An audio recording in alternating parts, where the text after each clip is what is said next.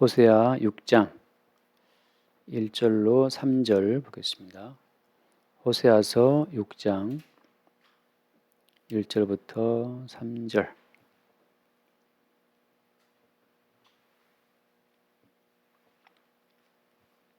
(6장 1절입니다) 오라 우리가 여호와께로 돌아가자. 여호와께서 우리를 찢으셨으나 도로 낫게 하실 것이요 우리를 치셨으나 싸매어 주실 것임이라. 여호와께서 이틀 후에 우리를 살리시며 셋째 날에 우리를 일으키시리니 우리가 그의 앞에서 살리라. 그러므로 우리가 여호와를 알자. 힘써 여호와를 알자. 그의 나타나심은 새벽빛같이 어김없나니 비와 같이 땅을 적시는 늦은 비와 같이 우리에게 임하시리라 하니라. 아멘. 네. 우리는 우리 자신을 잘 모르죠. 우리는 피조물이고 우리가 우리를 만든 게 아니잖아요. 우리를 만드신 분이 따로 있고 우리는 지음받은 피조물이기 때문에 우리는 우리를 잘 알 수가 없습니다. 우리를 지으신 분이 정확히 우리를 아시겠죠. 따라서 우리가 파악하는 세상이라고 하는 것은 굉장히 우리 주관적이란 말이죠. 나도 나를 모르는데 나도 나를 모르는 내 주제가 보는 세상이라고 하는 것은 얼마나 왜곡되어 있겠어요. 내가 보는 세상은 지극히 나중심적이기 때문에 모든 것이 나중심적으로 왜곡되게 되어 있습니다. 우리가 컵 속에 물을 붓고 그 물 담긴 컵에다가 젓가락을 이렇게 넣어두면 젓가락이 휘어 보이거든요. 굴절돼 보여요. 그 굴절돼 보이는 것처럼 우리가 바라보는 모든 세상이라고 하는 것은 다 굴절되어서 우리 가운데 이렇게 인식되게 되어 있습니다. 아까 점심 먹으면서 대화했지만 우리의 뇌가 우리를 속인다 제가 얘기했는데 우리의 뇌가 우리를 속입니다. 우리의 뇌가 우리를 속여요. 그러니까 뇌는 그냥 어떻게 보면 내가 내 주인인지 뇌가 내 주인인지 몰라요. 그 정도로 우리의 뇌는 자신들을 속이죠. 자기를 속이는 거예요. 편하게 살기 위해서. 그러니까 우리는 나만 편하면 돼요. 나만 편하면 된다는 그런 의식으로 모든 세상을 보기 때문에 그 나의 편함 위주로, 내 행복 위주로 모든 세상을 이렇게 굴절되게 보게 되어 있습니다.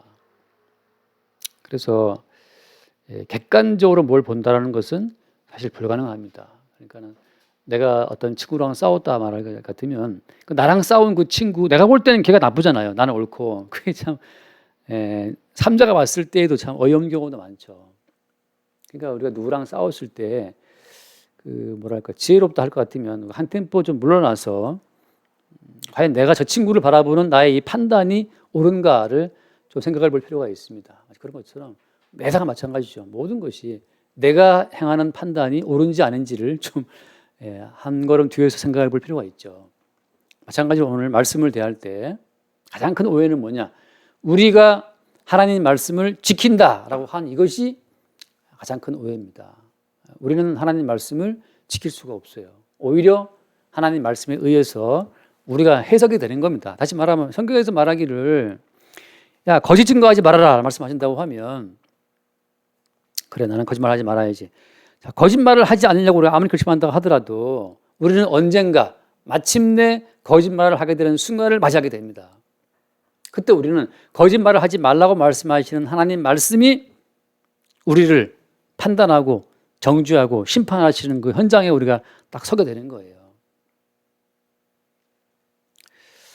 자, 도둑질하지 말라 말씀하시는 거. 도둑질하지 말라는 그 말씀이 왔을 때 우리는 나는 훔치지 않을 거야. 난 안 훔쳐라고 할지 모르겠는데 언젠가 우리는 그 무엇인가를 훔치게 되는 상황에 간다고 하는 거죠. 왜?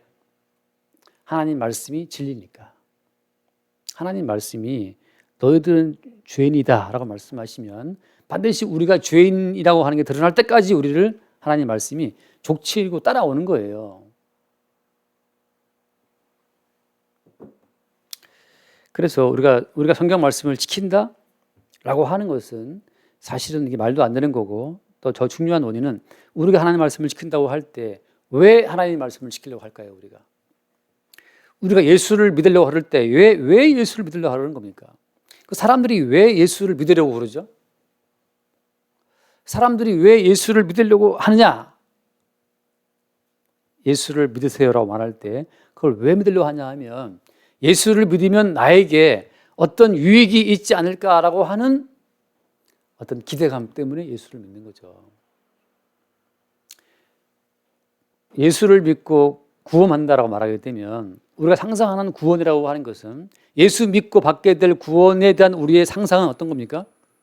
예수를 믿고 받게 될 구원에 대한 우리 어떤 이미지라고 하는 것은 나의 행복, 나의 편안함, 나의 이익, 나의 어떤 살 길, 아무튼 나 중심의 어떤 행복한 생존을 염두에 두고 우리는 예수 믿기 그리고 구원받기 뭐 다 생각하는 거거든요. 근데 엄밀히 말하면 구원이라고 하는 것은 우리를 기쁘게 하자고 하나님이 계획하신 겁니까? 아니면 하나님 본인이, 하나님 자신이 기쁘시려고 구성하신 겁니까? 이게 중요한 거예요. 구원이라고 하는 것은 주님의 기쁨을 위한 계획입니다. 우리가 구원되니까 우리 좋은 거 아니냐? 우리가 구원받는 것은 우리 좋으라고 하는 기쁨이 아니고 주님 좋으시라고 하는 구원이에요. 요즘에 뭐 많은 이제 애완견들을 많이 키우지 않습니까? 그리고 어떤 펫샵에 가서 애완견을 사왔다고 하면 그 펫샵에서 그 어떤 주인에 의해서 돈을 지불하고 그 사오게 된 그러니까 대속받은 그 어떤 송량을 하잖아요. 값을 지불하고 펫샵에서 내가 개를 사올 때에는 누구 좋으라고 개를 사온 겁니까? 강아지 좋으라고 사온 걸까요? 아니죠. 주인 기쁘려고 사왔잖아요. 그렇죠? 주인의 기쁨을 위해서 강아지를 사와서 키우는 거 아닙니까? 강아지가 생각할 때는 나 좋으라고, 나 기쁘라고 내가 이렇게 펫샵에서 이 집으로 내가 이사 왔구나. 그건 강아지의 생각이고 주인은 자기의 기쁨을 위해서 사온 것처럼 구원이라고 하는 것, 천국, 영생 모두가 다 주님의 기쁨을 위해서 시행하시는 주의 작업이라고 하는 겁니다. 그래서 구원받은 이후에 이상하게 상황 자체가 나한테 좋은 거라고 기대하고 구원의 복을 받았는데 받고 보니까 오히려 좋은 게 아니라는 사실을 알게 되죠. 누구처럼? 이스라엘 백성들처럼. 이스라엘 백성들은 애굽에서 구원받았을 때 그들이 뭘 오해한 겁니까? 애굽에서 바로의 학정에서 고통받고 있다가 그들이 구원을 생각할 때에는 자기들의 행복과 편안한 삶을 이제 됐다라고 그들이 구원을 생각했는데 사실은 어떻습니까? 구원받은 이후에 이스라엘 백성들의 그 삶의 어떤 형편이 어떻게 됐어요? 광야에 들어와서 그 맛있던 파와 부추와 수박과 고기를 못 먹고 40년 동안 만나를 먹으면서 시원한 그늘도 없어 그냥 온 광야를 헤매게 될 줄은 그들이 몰랐죠.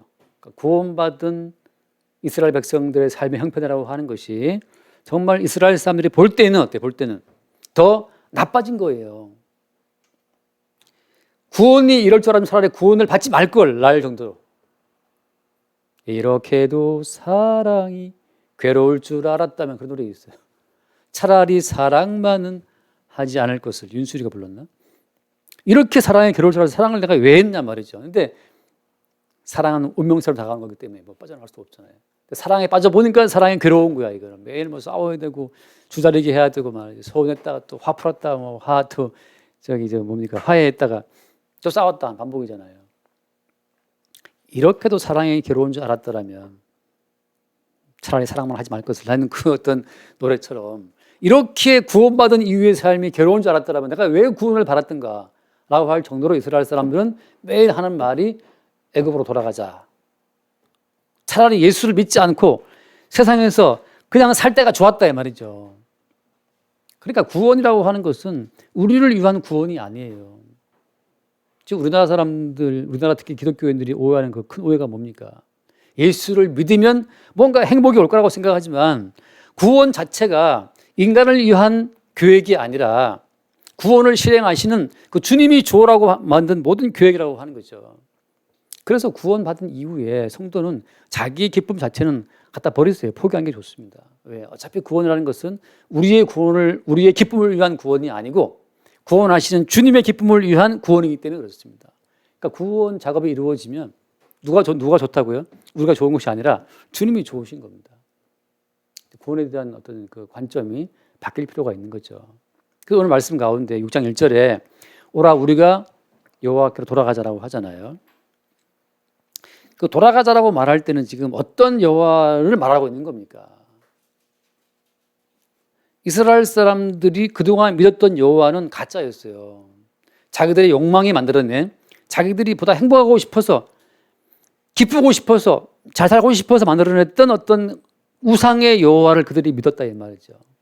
나를 부자되게 해주고 나를 행복하게 해주는 그 여호와를 그들이 믿다가 결국은 그 여호와가 뭐였습니까? 그 여호와가 우상이었죠. 그게 바알이었고 아세라였다는 거죠. 사람은 진짜 신보다는 훨씬 더 우상에게 매력을 느끼게 되어 있어요. 매력. 땡기는 힘이 있다는 거죠. 어디에? 우상에게. 왜? 우상은 우리에게 행복하고 잘 살고 부자되고 그런 것들을 약속합니다. 우상은. 그러나 참된 여호와는 뭘 이야기해요?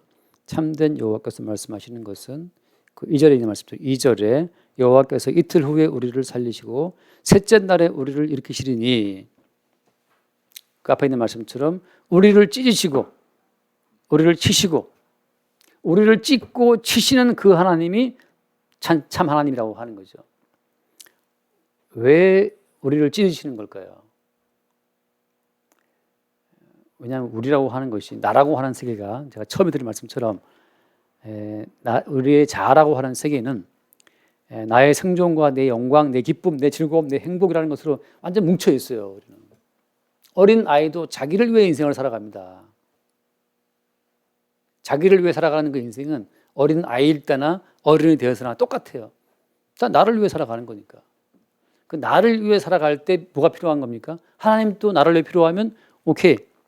예수님도 나를 위해 필요하면 오케이. 다 나 좋자고 나 잘 되자고 예수 믿고 하나님 이름 부르는 거기 때문에 그때 오는 신은 누구다? 그때 오는 신은 다 우상이었단 말이죠. 그런 세상 다 자기주의라고 살아가는 세상 가운데서 하나님께서 우리를 끄집어내서 구원하시는 거거든요. 그러니까 세상에서 우리를 찢어내는 거예요. 우리는 세상과 붙어있는 결탁된 자들이었는데 거기서 주께서 우리를 찢어내는 거예요. 마치 어떤 뭐라 그래야 되나요? 우리가 암덩이를 잘라내는 것처럼 붙어있는 손가락을 잘라내는 것처럼 그 세상과 붙어있는 우리 자체를 주님이 찢어서 내는 겁니다. 그게 구원이에요. 세상에서 우리를 찢어내는 것이 구원이다. 우리의 의사를 물어보고 야 너 예수 믿을래? 예수 믿으면 참 좋은 거였어. 예수 믿으면 참 행복할 수 있어. 예수 믿으면 참 즐거울 수 있어. 그 말을 듣고 그래? 하고 믿는 예수는 다 우상이에요. 우상. 왜 우상입니까? 나의 자아의 세계에서 한 발자국도 벗어나지 않았기 때문에. 나라는 자아의 세계에서 부정되지 않으면 나라는 자아가 부인되지 않으면 다 우상입니다. 우리의 자아를 강화시켜주고 더 알차게 채워주고 보람되게 만들어주는 건 바울이 말한 것처럼 내게 유익하다는 모든 것을 내가 다 하려 여긴다는 말씀처럼 우리는 유익한 걸 추구하잖아요. 유익한 것을. 나 좋으라고. 그러니까 나라는 세계에서 한 발자국도 스스로 벗어나지 못하는 그런 우리의 자아이기 때문에 이것은 강제로 외부의 힘에서 의해서 우리가 찢겨 나오지 않고서는 결코 구원도 없는 겁니다. 많은 사람들이 죽을 때까지 평생토록 그냥 우상으로서 예수를 믿다가 마지막에 가보니까 지옥인 거라. 그 왜 우상이냐 말하는 근거는 뭡니까? 탐심이 우상인데 자기 좋으라고 예수를 믿었기 때문에 그게 다 우상인 거예요. 그래서 이제 오늘 말씀의 결론은 그겁니다. 그럼 진짜 예수는 어떻게 우리를 인도하느냐? 진짜 예수는 본인이 십자가에 죽고 십자가의 죽음 위에 살아나는 그 십자가의 죽음과 부활의 코스로 우리를 인도하신다고 하는 것. 그게 진짜 예수입니다. 진짜 예수는 우리를 죽는 길로 이끌어요. 죽는 길로. 그래서 더 이상 내가 내 인생에 대한 모든 어떤 권리 행사를 중단하도록 부도난 기업체, 은행에 넘어가서 은행이 법정 관리를 하고 있는 기업체인 것처럼 말이죠. 우리는 이미 부도난 인생이라고 하는 거죠. 그래서 내가 내 인생을 챙기는 모든 시도에 대해서 우리가 내 인생을 챙기는 순간 우리는 모든 만물을 나를 위해 끌어온다고, 나를 위해서. 나만 좋으면 돼요, 나만 좋으면. 그게 진리라고 우리는. 그러니까 사실은 절에 가도 모든 게 잘 되면 그 사람은 절대 절을 떠날 이유가 없어요. 그러니까 사람들이 교회 나와서 안 되면 교회 떠나가는 거지. 이상하다, 예수 믿는데 왜 잘 되는 게 없지? 떠나가잖아요. 진짜 예수는 그런데 우리를 어디로 인도하시냐 하면 영문 밖 그에게로 나아가자. 왜? 거기서 주께서 십자가 못 박혀 죽임을 당하셨기 때문에 그 코스로 우리를 인도한다는 거죠. 내가 내 행복과 생존을 위해 살아가는 나의 세계에 주님이 끝장을 내시는 거예요. 그래서 성도 입장에서는 이후에 받게 될 심판을 미리 받는 입장, 나중에 죽음을 미리 죽는 인생이 이게 성도의 인생입니다. 그러니까 이미 만약에 진짜 성도라면 이미 예수와 함께 못 박혀 죽은 자로서 다시 이 땅에 보내진 자예요. 한 번 죽음을 겪고 주와 함께 살아나서 다시 이 땅에 보내진 자. 첫째 부활에 참여한 자로서 다시 이 땅에 와보니까 그때 이제 세상의 실상도 보고 몸의 실상도 아는 거죠. 예수와 함께 십자가 못 박혀 죽지 않으면 우리가 왜 죽어 마땅한 죄인인지를 깨닫지 못하는 겁니다. 우리가 왜 십자가 예수와 함께 하나님 저주를 받고 죽어 마땅한 존재인지를 알지 못하면 우상을 섬기는 모든 인간들의 그 본성을 알지를 못해요. 그러니까 교회에 들어와 앉아 있으면 우리 뭘 보는 겁니까? 예수 영을 받은 사람은 뭘 보는 거예요? 김 집사, 이장로, 박 목사 모두가 다 우상의 예수를 부르고 있다는 사실을 알게 됩니다. 다 자기 좋으라고, 자기 행복하라고, 그러려고 다 예수 이름 부르고 있다는 것을 그거를 보는 거예요. 누가 본다? 예수와 함께 죽고 다시 살아난 자들만 그게 보인다니까요. 제가 성경책 하나 주워왔는데 성경책 집에 있어요. 성경책을 누가 버렸더라고. 어디 무슨 중앙교회에 이름 써져 있는데 거기에 그 교회에서 만들어준 책갈피가 꽂혀 있어서 이렇게 봤어요. 근데 거기에 이제 올해 그 교회에 기도 제목을 써놓은 거예요. 거기에 들어있는 기도 제목은 딱 봤을 때 뭐냐 하면 그냥 모든 사람들이 갈망하는 그 욕망을 다 써놓은 거예요. 뭐가 잘 되고 우리 집안 행복하고 편안하고 우리 교회 부흥돼서 올해 한 명 꼭 전도하기 쭉 써놨어요. 결국은 다 너희 집 잘 되고 우리 교회 잘 되고 남편 사업 잘 되고 우리 교회 잘 되고 우리 교회 하면 꼭 전도해서 우리 교회고 올해 배가 되고 이런 거 쭉 써놨다 이 말이죠. 교회가 사실은 우상의 예수를 믿자라고 선동을 하고 있고 그 교회에서 모든 사람들이 예수 믿으면 좋대. 결국은 모두가 다 합의하에 나 잘되게 해줄 예수를 함께 믿자라고 주야 하고 기도하고 있는 거라 이 말이죠. 그런데 예수와 함께 십자가에 저주받아 죽고 살아난 자가 아니라면 그게 안 보입니다. 왜? 나도 뒤질세라. 같이 거기에 묻혀서 막 기도하는 왜? 왜 기도한 겁니까? 나 행복하고 나 기쁘고 우리 집안 잘 되고 우리 가족 병 없고 돈 많이 벌고 그거 같이 기도하는 거죠. 그래서 주님께서는 어때요? 여호와께서 우리를 찢으셨으나 다시 말하면 진짜 여호와는 진짜 주님은 우리를 어떻게 하시는 분이에요? 찢는 분이다. 우리를 치시는 분이에요. 왜? 그렇게 찢고 그렇게 치지 않으면 우리는 우리의 본질을 모르기 때문에. 그러니까 애굽과 한 덩어리 되어서 다시 말하면 세상과 한 덩어리 되어서 함께 살다가 세상을 심판하시는 날 같이 멸망당하는 거죠. 그래서 2절 말씀에 여호와께서 이틀 후에 우리를 살리신다. 이틀 후라는 말씀. 그 다음에 3절 셋째 날에 우리를 일으키신다는 말씀. 결국 3일 후에 부활을 말하는 건데 이 셋째 날에 일으킨다는 말은 무슨 말일까요? 요 셋째 날에 일으킨다는 요것의 실체는 뭐예요? 실체는 예수님의 부활이죠. 다시 말하면 예수님은 십자가에 못 박혀 죽은 다음에 완전히 끝났어요. 3일째라는 말은 이제 완전히 죽었단 말이에요. 모든 소망이 끝난 시간이죠. 죽은 놈이 3일째에 뭘 살아납니까? 그래서 마찬가지죠. 성도도 마찬가지로 자기 인생에 대한 자기의 모든 어떤 컨트롤 능력에 대해서 이미 끝난 자들, 더 이상 내 손으로 어떻게 할 수 없는 상태, 우리 인생 자체가 그거를 알게 하시는 것이 주께서 우리를 찢고 우리를 인도해 가시는 과정이라고 하는 거죠. 너희 인생에 대해서 네가 손 쓸 수 있냐? 속수무책. 제가 가끔 유튜브로 요즘에 그 아프리카 이제 그 초원에 막 그 케냐 뭐 그런데 그 동물 그 상황을 보는데 그 사자가 말이죠. 임팔라를 잡는데 사자는 명수니까 한 방에 목을 부러 죽이잖아요. 짐들을. 근데 하이에나라든지 들개들은 한 방에 못 죽이기 때문에 계속해서 뒤에서 이제 보니까 그래 그 하마인가 무슨 코뿔송 그런 뭐 큰 동물도 이 하이에나가 계속해서 그 꼬리를 뜯어요 먼저. 꼬리를 먼저 뜯어갖고 꼬리가 없어졌어. 그게 이제 피가 나잖아요, 막. 그걸 계속 하이에나 돌아가면서 계속 한 입씩 깨물어. 나중에 그 꼬리 깨물고 항문 깨물어서 그것은 내장을 뽑아내서 결국엔 쇼크로 그 동물이 쓰러져. 그 이제 막 저기 먹는단 말이죠. 그 산채로 정말 그 누가 댓글 달아놨더라고 외국 사람이 프레시 푸드라고. 이거야말로 진정한 프레시 푸드라고 소 프레시 푸드라고 써놨어요. 근데 제가 본 영상이 뭐냐면 사자가 임팔라의 목을 물었어요. 이제 죽이려고 하고 있는 상태인데 그 와중에 하이에나가 한 마리 다가와가지고 뒤에서 이제 꼬리부터 또 걔는 또 뜯어먹는 거죠.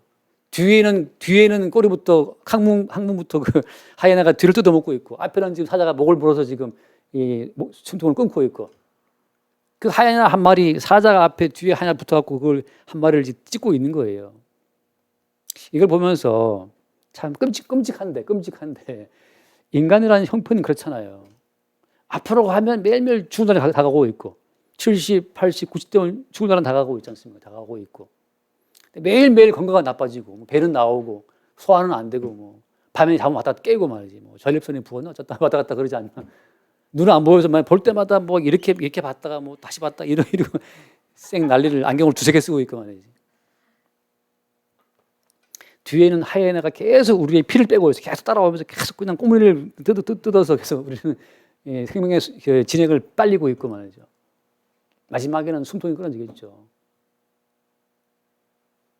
이 어떻게 보면 짧은 인생인데 우리는 말하죠. 아 목사님 그래도 이렇게 노력하지 않으면 어떻게 살 수 있겠습니까? 라고 말하는데 여러분 기억하세요.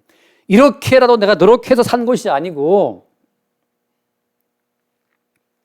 사실은 예수와 함께 저주를 받고 우리가 다 죽은 자라고 하는 사실 이미 하나님이 예수를 저주해 죽일 때에는 온 세상을 향한 저주를 예수께 몽땅 퍼부으신 거잖아요. 다시 말하면 십자가에 죽으신 예수의 그 모습이 사실은 누구의 모습이었다? 그게 내가 받을 모습이에요. 내가 받을 모습.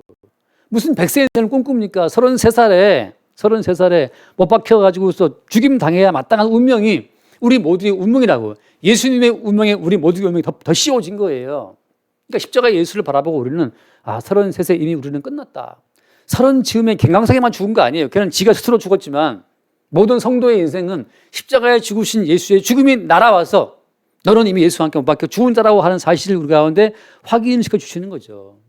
따라서 어때요? 지금부터는 내가 뭐 무슨 일을 열심히 해서 공부를 열심히 해서 내가 뭐 대리를 뛰어서 산다.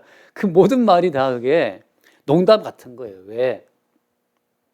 그렇게 일할 수 있는 건강과 재능까지 그렇게 일할 수 있는 여건까지 모든 것이 내가 아니라 십자가에 죽으신 예수로 인해서 왔다고 하는 그 사실을 놓치는 자들은 살아있다는 자기의 살아있음의 환상에 빠져서 인생을 살아가는 거예요. 근데 정령코 진실로 살아있다고 하는 것은 허상이었다. 언제? 죽는 순간에. 아무것도 아닌 거예요. 죽는 순간에. 80년 인생 살았다? 그 죽으면 뭔데 죽으면. 지금 100살 하신 분 있잖아요. 김광석 교수라 맨날 유튜브 뜨는데. 그런데 죽으면 어때? 죽으면. 100살 산 인생이 죽으면 남아있어요. 어디 남아있습니까? 100살 남아있어요? 갖다 끌어묻든지 아니면 불태워서 어디 해야겠지. 없어요. 모든 인생이 그래서 안개 같은 거고 그림자 같은 거라니까. 그림자 같은 거. 목사님 근데 내가 애쓰자면 살 수 있겠습니까? 사람은 다 뭔가 하게 돼 있는데 그 하게 돼 있는 생명의 원천이 대신 죽으신 예수님의 죽으심이라고 하는 것을 보게 되는 자만 성도예요. 근데 나머지는 어때요? 나머지는 뭘 더 얻어보겠다 자체가 이게 다 그냥 욕망의 표현에 불과한 겁니다. 주님께서는 우리를 예수와 함께 죽고 살아가는 그 코스로 인도하셔서 그 코스를 미리 먼저 우리가 적용을 시켜서 우리로 하여금 바울처럼 한번 따라합시다. 내가 그리스도와 함께 십자가 못 박혔다. 이건 과거형이에요. 바울은 이미 살아있는데 왔다 갔다 하고 돌아다니고 있으면 지가 하는 말이나 자기는 못 박혔다는 거죠. 우리 볼 때는 야, 네 지금 살아있 왔다 갔다 하잖아. 지금 내가 살아있는 것은 내 안에 그리스도께서 나를 껍데기 삼아 사시는 거야. 내가 사는 게 아니야. 그리스도 사시는 거야 라고 말하는 거죠. 그리스도께서 그리스도의 목적을 이루기 위해서 우리 안에 지금 살고 있다고 하는 거예요. 이미 우리는 죽었고 내가 책임질 인생도 아니고 내가 어떻게 해서 더 길게 보존할 인생도 아니에요.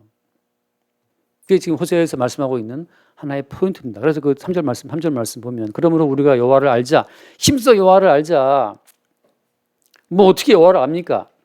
여호와라고 하는 분이 알도록 자기를 계시하신 유일한 계시 형태는 뭐밖에 없어요? 십자가에 죽으신 예수님, 육체로 오신 그 예수님이 자기를 가장 선명하게 계시로 가장 선명하게 자기를 표현한 것은 육체로 오신 하나님, 예수님이 가장 선명하게 자기를 보이신 거죠. 그것도 어디에서? 십자가에 죽는 현장에서. 여러분, 다른 예수, 우리를 부자 되게 해주고 행복하게 해줄 그 모든 예수는 다 무엇이다? 우상이에요, 우상. 우리를 뭐 세계 중심에 서게 해줄 예수, 다 우상입니다. 진짜 예수는 진짜 하나님은 어떤 분이에요? 십자가 못 박힌 채로 야, 나와 함께 죽자. 그리고 너 나와 함께 죽었다. 나 오늘 살아있는데요. 내가 이제 너를 통해 살 거야. 주님이 살아계시는 주님이 살아계시는 그 살아계신 증거는 뭡니까? 내가 너를 매일 찢을 거야. 내가 너를 매일 칠 거야. 살아있다는 나의 환상이 올라올 때마다 그거를 찢어버려요. 네가 살아있는 거 아니지? 제가 가끔 운전할 때마다 제가 내일 노회인데 제가 지난번 노회 갔다 돌아올 때 한번 그 터널에서 제가 앞차를 밟을 뻔했어요. 정말 식은땀이 흘렀는데 제가 좀 운전을 산만하게 하는 편도 있어요. 좀 알게 모르게. 근데 뭐 이렇게 전화하고 뭐 이러고 오는데 아까 컴컴한 터널이 좀 약간 어둡잖아요. 좀. 근데 앞차가 갑자기 선 거예요. 사실은 그 이미 앞부터 밀리고 있었는데 저는 그걸 못 본 거죠. 딴짓 하다가. 바로 그 앞에서 정말 그 브레이크를 밟았어요. 정말 차가 끼익 하면서 정말 요즘 차가 좋은 게 브레이크가 너무 좋은 게 밟으면서 쓰더라고요. 밟으면서요. 바로 아주 간발한 차로 딱 선 다음에 제가 식은땀이 쭉 나면서 사람이 살아있는 게 정녕 꿈이었구나를 잠깐 생각하는 거죠. 살아있다는 게 정말 이거는 아무것도 아니구나.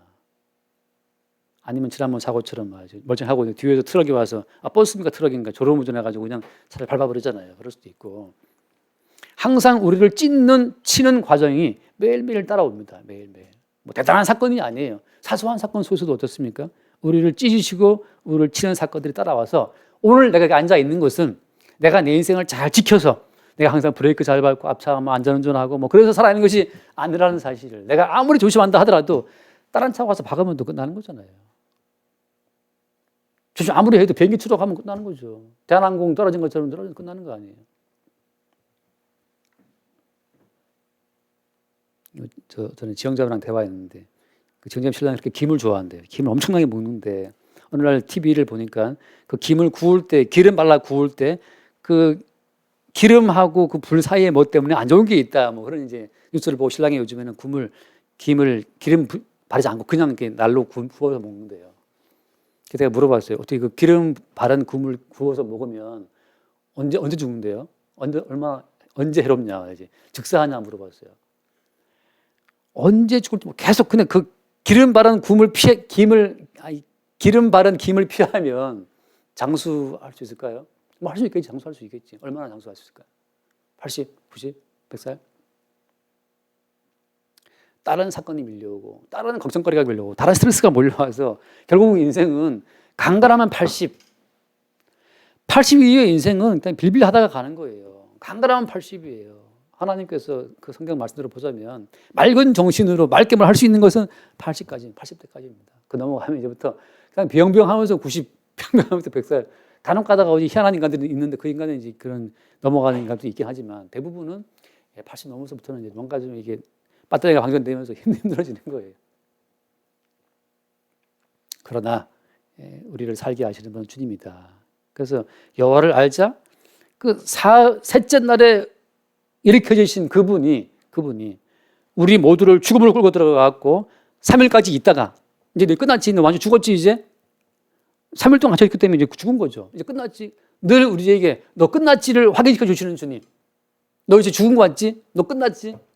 예, 주님 제 지혜로 끝났습니다. 제 능력으로 끝났습니다. 제 인맥으로 끝났습니다. 그걸 매일 확인시켜 주시는 것. 그리고 어때요?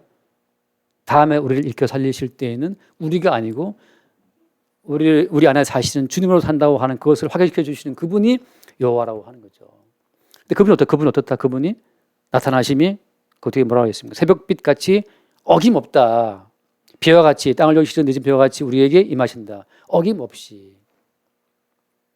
근데 여러분 이거 생각하세요. 그것도 이거 말씀하셨습니다. 어김없다는 말은 우리가 볼 때 어김없다? 그건 과학이잖아요. 그죠? 일정한 시간에 태양이 뜨고 봄, 여름, 가을, 겨울 과학이잖아요. 우리가 볼 때 어김없는 거지만 성경을 보면 나오지만 가끔 주님이 해를 멈추게 한단 말이죠. 해 그림자를 들어 물리기도 하고 때로는 바다를 가라기도 하고 때로는 예수님께서 멀쩡한 무화과 나무 때가 안 돼서 열매가 없는데 가을이 돼야 추수하는데 주님께서 봄에 와가지고서 내놔라 그러니까 없잖아요. 무화과 나무가. 좀 저주해 버려요. 다시 말하면 모든 만물이라고 하는 것은 십자가에 죽으시고 부활하신 예수를 증거하기 위해서 모든 만물은 준비되어 있는 도구들이라고 하는 거죠. 만물의 일정함이 진리는 아닌 거예요. 다시 말하면 뭐가 진리입니까? 그 모든 만물을 일정하게 움직이시는 그 예수님의 진리인 거죠. 왜? 만물의 일정함은 주님에 의해서 무화과나무 지금 때가 안 됐는데 열매 내놔라. 없으니까 없네. 너 저주받아. 주님이 저주받아 죽이시는 거고. 물 위를 사람이 걸을 수 있습니까? 사람의 이 중력이 물을 가라앉게 되어 있는데 주님께서 물을 걸어오신다는 말이죠. 갑자기 여호수아한테 태양아 멈춰라. 태양 멈춰 있어요 거기. 자연 만물은 어김이 없지만 이것은 무엇을 증거하기 위해서? 십자가에 죽고 부활하신 생명의 주님을 증거하기 위한 도구들이기 때문에 때로는 예수에 의해서 모든 자연 만물이 바뀐다니까요. 그래서 마지막 때 주님 때가 되면 해가 어두워지고 다른 빛처럼 변하고 모든 이 안정적인 자연 만물의 구도를 주님이 다 흔들어버려요. 뭐 때문에? 유일하게 안정적이고 확실한 진리는 십자가에 죽으시고 살아나신 십자가의 죽으심과 부활이라고 하는 그 진리만이 유일하게 고정된 진리이기 때문에 나머지는 십자가의 죽으심과 부활이라는 고정적인 그 진리를 증거시켜주는 소도구들, 그냥 방편들에 불과했다고 하는 거죠. 근데 어때요? 우리 인간들은 그거 마치 그 자연 법칙이 유일한 법칙인 양 거기에 매달려 있다는 말이죠. 그래서 노아 시대 때 비가 왜 오냐 비가 와봤자지. 그런데 어때요? 다 잠겨버리잖아요. 비가 와서. 맑은 날에 왜 유황이 떨어지겠느냐? 유황 떨어진단 말이죠. 나폴리 갔을 때 나폴리인가 어딥니까? 맞지? 나폴리 맞나요? 로마가 이탈리아 갔을 때 가봤어요. 거기 베수비우 화산 폭발해가지고 뭐 엄청나게 화산재가 쌓여가지고 그걸 다 발굴한 거 쭉 보면서 말이에요. 나는 보면서 실감이 안 나요. 이렇게까지 3m 이상 화산재가 쌓였다고? 근데 거기 나오는 돌들이라든지 다 보면 시커멓게 돼 있어서 맞나보다라고 생각을 하지만 실제 그 당시 사람들은 전혀 상상 못했죠. 마찬가지로 모든 만물은 안정돼 보이죠?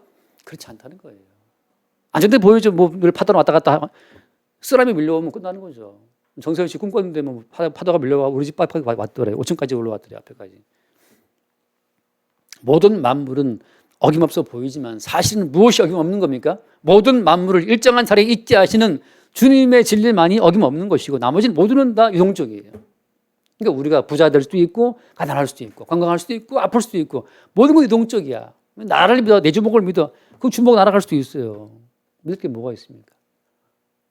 그래서 확고부동한 유일한 진리는 주님이 기어이 우리를 십자가에 당신과 함께 죽고 함께 사는 곳을 끌고 가신다. 그게 진짜 예수고 예수 믿으면 잘 될 수 있고 행복할 수 있고 유명해질 수 있고 역사에 중심설 수 있고 그건 모든 다 개소리라 이 말이죠. 우상이 말하는 소리입니다. 옛날 저 나가던 교회도 맨날 그림에 이렇게 그려놓고 종이 역사의 무대라면 형제는 어디에 있고 싶으냐, 가운데 있고 싶으냐, 교통에 있고 싶으냐, 가운데 있고 싶습니다. 그래 예수 믿으면 당신이 역사의 중심이 될 수 있어. 이래가지고 사람을 꼬시고 그랬는데 그게 우상의 예수 믿자고 하는 짓거리죠. 확고한 건 주님밖에 없고 주님께서 십자가에 죽고 살아나시는 그 막장으로 가셨는데 예수를 믿는다는 우리가 예수와 함께 막장으로 안 가겠습니까? 그래서 우리 모든 예수와 함께 이미 죽은 자들이고 지금 살아있는 것은 그 예수를 증거하기 위해서 주께서 우리 안에 살아계신다는 거죠. 이 육신의 본성을 계속 들춰내시면서 세상과 합하고 싶은 우리의 육신을 찢어내시면서 주님께서 우리를 십자가에 예수와 함께 죽는 곳으로 인도하신다고 하는 거. 그래서 매일매일 여러분 싸우시고 매일매일 불평하시고 다투시면서 아세요. 세상은 역시 내가 정욕꽃이 못 되는구나. 세상은 역시 내가 정 두고 살 때가 못 되는구나. 정 주지 않으리라. 그래. 역시 정 줘봐야 소용이 없구나. 그걸 늘 아는 거죠. 자식이랑 있다가 자식이 성쾌해서 그럼 역시 또 찢어 주님이 자식과 나를 찢고 남편과 자기 여보 사이 좋았어. 또 찢어 주님이 또. 매일매일 그 찢어지고 치는 과정 자체가 사실은 우리를 이 땅에서 떼내고 나의 생각과 내 행복에서 나를 찢어내서 예수와 함께 죽고 사는 그 영원한 진리의 세계로 인도해 가시는 코스라고 여러분 그걸 볼 수 있기를 바랍니다. 나는 뭐 싸우지 말아야지, 여보 자기 사랑해, 최수정 부부 그렇게 사이 좋다면서요. 너무 부부 사이 좋아갖고 찢어지는 어떤 그런 어떤 사건이 없다면은 함께 나란히 어디 입장할 수 있어요. 고트헬로 입장할 수 있습니다. 자식과 부모가 너무 사이 좋아, 뭐 공경하고 뭐 자기 사랑해, 나란히 입장할 수 있어요. 고트헬로. 매일 주님은 일상 가운데 우리를 찢는, 이 땅에서 우리를 찢어서 다시 주께 붙이는, 주님밖에 소망이 없군요. 그런 과정이 반복되는 자들이 오히려 어김없이 나타나시는 그 주님의 일하시라고 하는 겁니다. 여러분 다 환상이에요. 모든 것은. 제가 신문에 보고 놀랐어요. 뭐 옛날 조선시대 때 절대 아버지는 아들과 겸상 안 했답니다. 그 이유가 뭐냐면 어느 날 그 숙종임금 때인가 지방에서 하나의 상소가 올라온 거예요. 어떤 지방에 그 아들이 아버지를 때려 죽였다. 근데 그 아버지가 아들과 겸상을 했다 하옵니다. 그때 임금이 혀를 차면서 그래 안타깝구만. 그 아버지가 그 사람이 큰 실수를 했네. 왜냐하면 옛날 사람 자존심이 심해갖고 겸상을 하는 과정에 그렇게 아버지가 자식한테 잔소리를 많이 했답니다. 그래서 가끔씩 아들이 열받아갖고 아버지를 죽였대요. 밥 먹을 때는 개도 안 건든다 했거늘 하면서 이제 임금이 혀를 차면서 그 아버지가 실수했다고 말을 했대요. 그래서 결국 그 아들을 철봉시키지 않고 형을 많이 좀 다운시켜 줬대요. 그 임금이. 지금 다 알아들었습니까? 말 빨리 할 텐데. 인간의 본성이 그리 아름답지 않다는 사실을. 밥 먹을 때 걔도 안 건드리는데 자꾸 아버지들이 잔소리 많단 말이죠. 이 자식아 너는 왜 백수냐, 돈 얼마 벌어 왔느냐, 무슨 술 좀 그만 먹어라 하니까 아들이 밥 먹다가 화가 나가지고 아버지를 죽인 거 아니에요. 근데 사실 밥 먹을 때 외에도 잔소리할 때가 별로 없었죠. 요즘에 애들. 그때 잔소리하는데 저도. 주께서 우리의 본성을 알게 하시면서 우리를 이 땅에서 찢어내실 때 그때가 차라리 십자가의 진리가 나를 지금 인도하고 있다는 그 순간으로 볼 수 있기를 바랍니다. 그래서 맨날 화목한 가정, 그거는 그냥 율법이고 계명이고 그래야 되지만 실제로 그렇지 않다는 사실을 확인하면서 예수님의 피로 예수와 우리를 엮으시는 새로운 사랑에 눈뜰 수 있게 되기를 바랍니다. 기도하겠습니다. 존귀하신 주님 감사합니다. 일상을 통해 늘 우리를 찢어내시고 쳐내시는 과정을 통해 예수와 함께 죽고 예수와 함께 사는 참된 진리로 우리를 이끌어가시니 감사합니다. 날마다 삶의 현장에서 찢어지고 처짐을 당할 때마다 다시 우리를 위해 대신 목숨 버려 피 뿌리신 주의 사랑으로 화합할 수 있도록 우리를 이끌어 주옵소서. 우리 주 예수 이름으로 기도드립니다. 아멘.